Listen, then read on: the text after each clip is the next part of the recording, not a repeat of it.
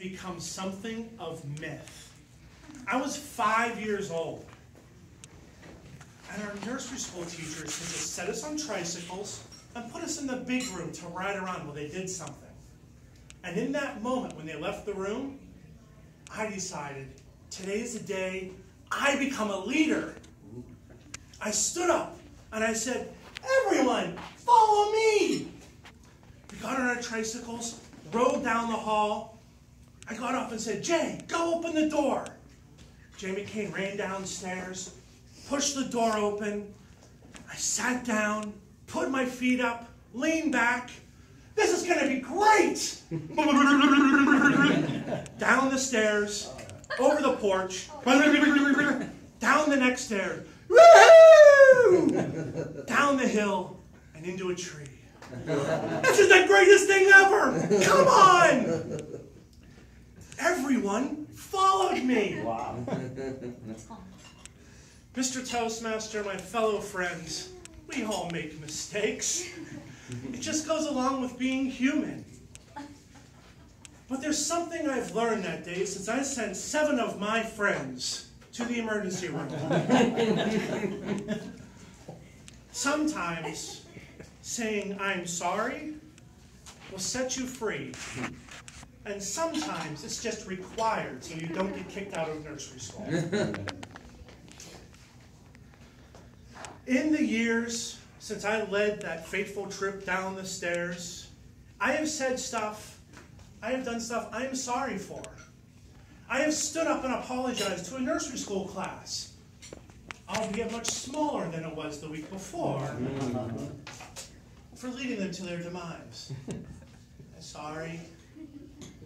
I have said I'm sorry for stuff I didn't do because I cherished the relationship more than I cherished being right. Like apologizing to my parents for causing their divorce. And I've apologized for stuff I might have done, but will never really know for sure. Like throwing a snowball through a bus driver's window and hitting him in the side of the head. And learning that day, you don't have to be your fastest friend when you get in trouble, but you also shouldn't be your slowest. In all that time, my grandmother always told me, if you say you're sorry, it'll set you free. Just say you're sorry and make amends. But what happens when you do something that is so egregious that saying I'm sorry just rings hollow? That no apology can ever fix what you just did. It was July 10th, 1989. And I woke up that morning at the crack of noon. Went and got my best friend from his house, and we drove back to Clarion for summer school. Now, I had been at his house a dozen times that year. I'd even spent Easter with his family. So it wasn't unusual for me to go there, and there was an ease that we had together. And before we left that day, his mom did something she'd never done before. She came over, grabbed my hand, and said, "Take care of my baby, won't you?" "Oh, Mrs. Briggs, that'll be fine, of course." Well, we drove back to school for summer school, not because we wanted to go to summer school, but because the school said, "You guys had so much fun last semester. We think you should spend some time with us this summer before we decide if we're going to let you back in the fall." And Clarion in the summer was a cornucopia of stupid stuff you could do, especially if you were an invincible set of fraternity brothers. Well, that night was so foggy, I should have known that going out to the trestle to light off fireworks was a bad idea. But the sound of fireworks reverberating through the valley in the fog was just too much to pass up. I will never forget the gasp, the thud, and the splash as Sammy fell 375 feet off of a train trestle into the Clarion River. And I will never forget the feeling of having Sammy's last breaths escape him as I held him in my arms at the bottom.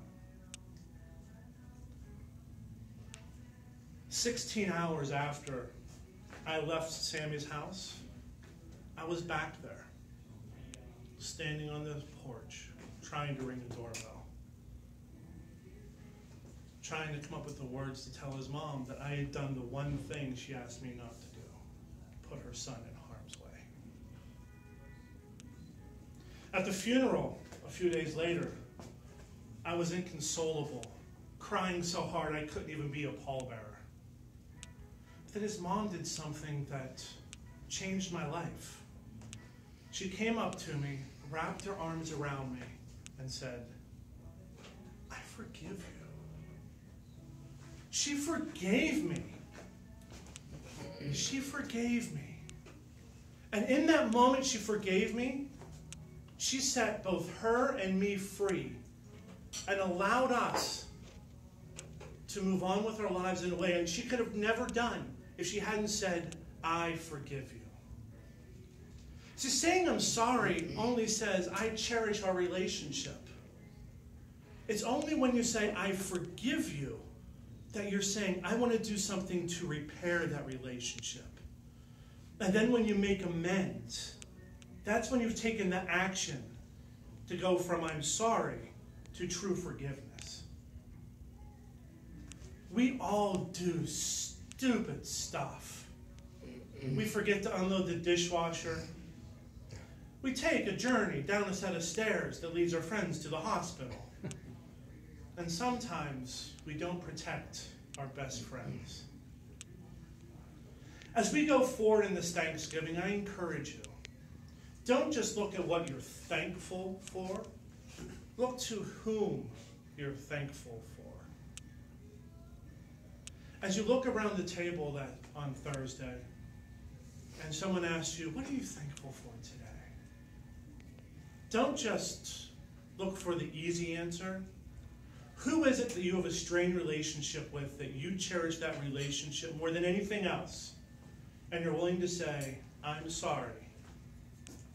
I forgive you." And then go make amends. Happy Thanksgiving.